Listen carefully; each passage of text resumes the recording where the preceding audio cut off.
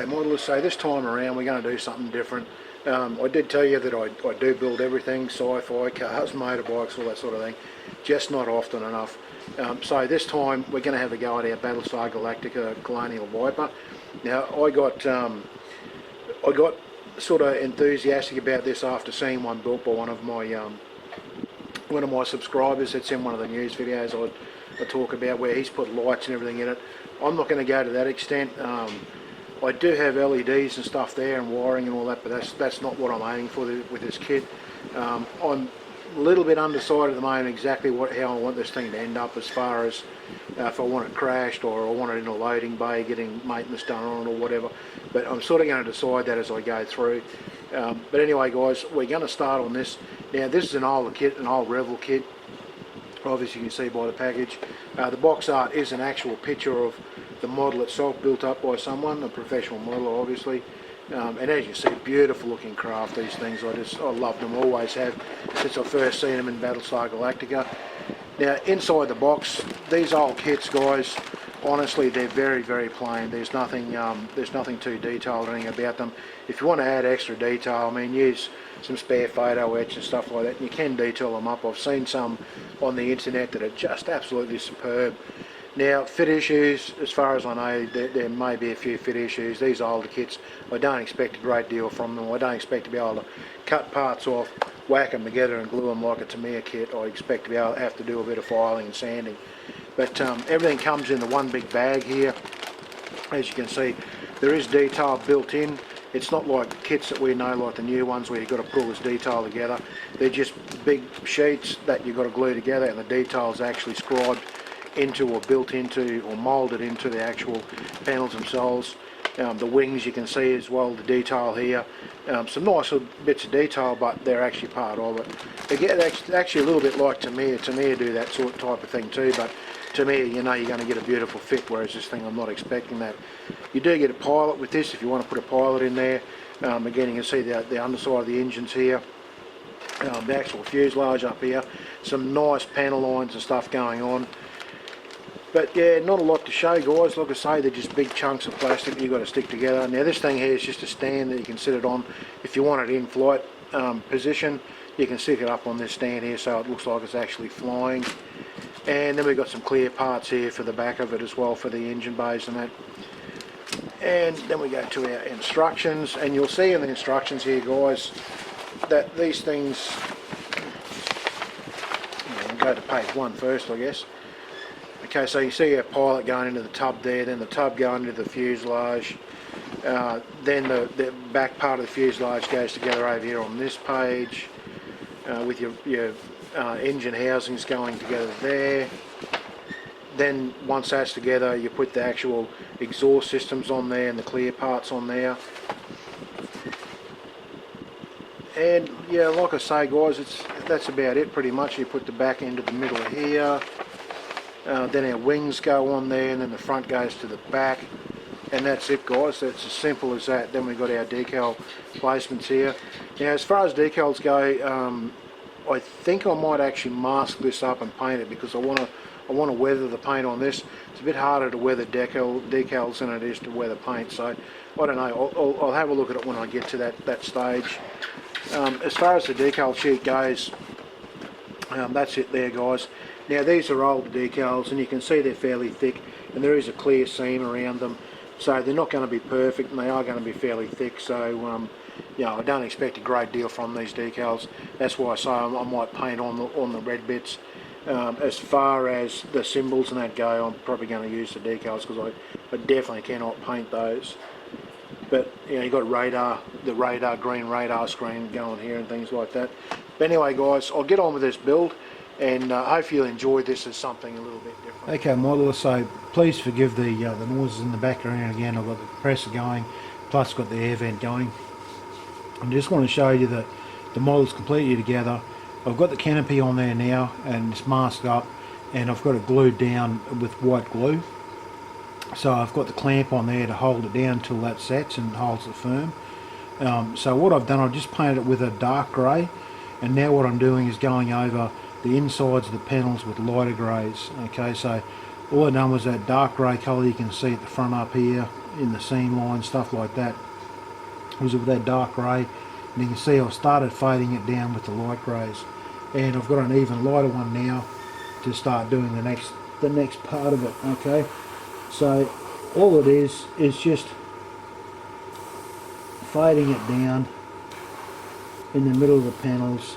But you don't have to be too neat with this stuff, guys, because we're going to sort of weather this down anyway. Open it up. So, and the thing is, when you're using these lighter coats, make sure you thin them down enough so that they actually work, because if you don't, they actually look really chalky and chunky, which I haven't got this one thinned down quite enough, but I will go over with another coat and thin it down a little bit more. But as you can see, the effect is starting to take shape there now as to what I'm after. Okay, and the front of the engines here, the top, and so on. So as you can see, it's starting to really fade that down, guys. I'm going to go over a lot more, but I'm going to thin that paint down because it's a little bit too sort of grainy looking at the moment. So I'm going to put some more thinners in there. I'll go over the whole aircraft with that, and that's just the next step in the process. And then after that, I've looked at the decals with the red stripes, and they're very iffy. They're very thick and all that sort of thing. So I think I'm going to have to spend a fair bit of time masking this thing up and spraying those red lines on there. When I spray the red lines on, I want to do a bit of chipping. So what I'll do with the red lines is I'll do hairspray over, then I'll do the masking, then I'll do the red, then I'll do the chipping on the red. Okay, modelers, so as you can see, we've pretty much got our Viper together here now. And I've been over and done the fading with the paint. I've put a gloss coat over the whole thing, and it was just with the future finish that I'll put the gloss coat over. Now, being over, and anywhere that the engine parts are, I've done it in a gloss black. I've done the guns here on the side here in a bit of like a semi-gloss black. And that's pretty much all I've done at this stage, guys. I've done the jets in there. Now, the reason I've done gloss black in these parts is because I can now go over and do some dry brushing and do some metallic colours over the top of that. And by having that gloss black there, it's going to make those metallic colours stand out more. I want to have some burn effects on the exhaust. I want to have the pipe work and stuff showing up inside here. And I've also decided I'm not going to use the decals for this because it's going to be a real pain, and they're very thick, and it's just going to be awful. I want to have this thing a little bit beaten up, so what I want to do is I'm actually going to mask everything up and paint on the colours. Now, I haven't decided yet whether I'm going to do the red like it shows on the box art or go with a whole completely different colour. I don't want this to be one of the Vipers from the actual movie, from the series. I want this to be a Viper that's gone down with a different pilot in it. So I'm not going to have the pilot name on the door, but I will have the badges and stuff like that on it. But I might do the stripes in a different colour. I'm thinking maybe yellow, I'm not sure yet, but I'll see when I get to that point. But anyway, guys, that's the stage we're up to. When I get to the next step, I shall turn the camera back on. Okay, modelers, so the point we're up to now, I've been over, I put the red on there obviously. Now I used the hairspray chipping technique to sort of chip that red off there to make it look like it's fairly well abused, this aircraft, like she's been around for a while. I've put a satin coat over everything. Now what happened when I put the satin coat on there, it didn't actually settle down flat like that. I can see an actual, like an orange peel effect. So I'm going over now with just some 1200 grit sandpaper, trying to flatten that down a little bit. But I just put black around all the parts here, around the guns, around the exhaust, things like that. I've put the Pentaline wash in. I've done all this before I put that satin coat over it, so that's all locked in there now. Now all I'm going to do with the actual engine parts here is dry brush them in a bit of silver and things like that, and gold and whatever, copper, and just to sort of break it up a bit. The exhaust, I'm going to put those with maybe a shiny exhaust colour on them. And then I'll go around with a bit of blue and orange to give it that heated exhaust sort of look like you do on aircraft. Yeah, I mean, this is a fantasy thing, so if you look at the box art, they're just black. But I'll sort of go and do something a little bit different and put them like, look, there's a bit of heat there to distort that metal look about it. Once I've done that, then it's going to be starting to weather it with powders and that, you know, putting a bit of streak back from, you know, all these parts on the wings and all the protruding detail. I'll put some dark streaks and stuff coming back from those. I'm still deciding whether to put some damage on it, you know, because I want to have this thing so it's actually sort of, well, crash landed. So I'm deciding whether I want to put some laser burns or some sort of damage on it, but I'm not sure whether I'm going to do that yet or not.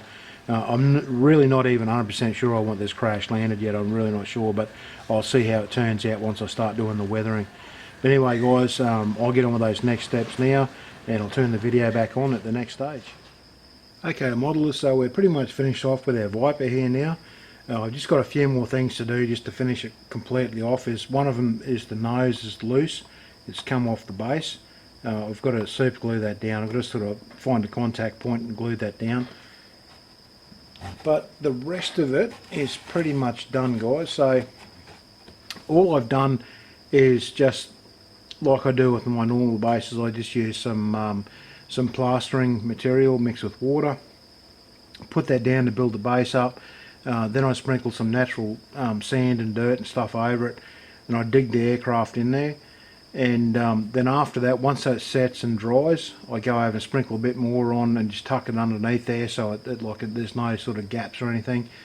And then I've gone over with a flat coat, the dull coat from whoever it is. It doesn't really matter what dull coat you use, as long as you use a dull coat before you put the weathering powders on.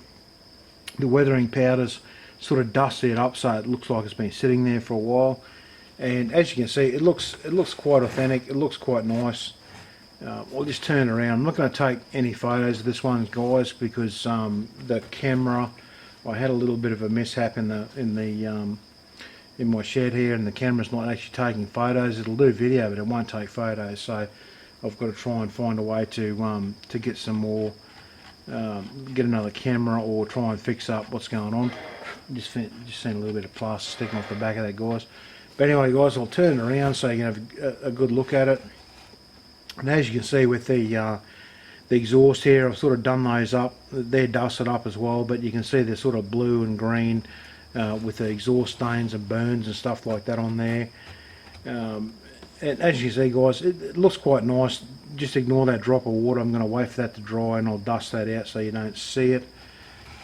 On the front here, I've put, you know, like a couple of gouge marks and stuff like that in it there. Put the dust over the top of that. So anything like that looks, you know, like it looks authentic if you put a few scratches and gouges in it. Now the one thing that is missing that I haven't put in there yet is this guy here, which is the helmet. Okay, I've got white paint on that. I'm just waiting for that to dry off. When I dry that off, I'm going to weather that up and you know, put a couple of red stripes or whatever for the you know, whatever. Like to match your aircraft sort of thing. I'm going to set that over here on the exhaust, like not on this side but on the other side, and dust it up so it looks like the pilot's got out, closed the canopy, taken his helmet off, whacked it down there on the exhaust and just walked off looking for help. So that'll be the last step, guys, but I've just got to wait for that to dry. And white paint, I've used the Tamiya white paint, but even so, white paint takes a little while to dry, so I'm going to give that 24 hours before I even try and start weathering that, because I don't want to destroy the finish on it. The whites come up quite nice on there. But anyway, guys, you get the idea of how that sort of come up. And I mean, the Viper is an awesome looking aircraft on its own, and I just wanted to do something different with it. I mean, I've seen so many Vipers built up where they're in flight and stuff like that, and they all look absolutely beautiful, look awesome. I just wanted to do something completely different with it. So I had this one crash landed into a desert environment, or into a dirt environment sort of thing. As you see, it looks quite good. And one of the other things too, guys, just to remember, if you have something crashed, you've got to have scrape marks back here behind it where it's sort of, you know, skidded into its position, which I've done there, and I've sort of put some different coloured weathering powders in there to make it look like it sort of broke the surface and dug into the dirt underneath there. So anyway, guys, that's pretty much the end of this video. I haven't got much more else to say about it. If you like it, leave some comments below. If you don't like it, leave comments below. And like always, guys, thank you very much for watching this video, and I shall see you in the next one.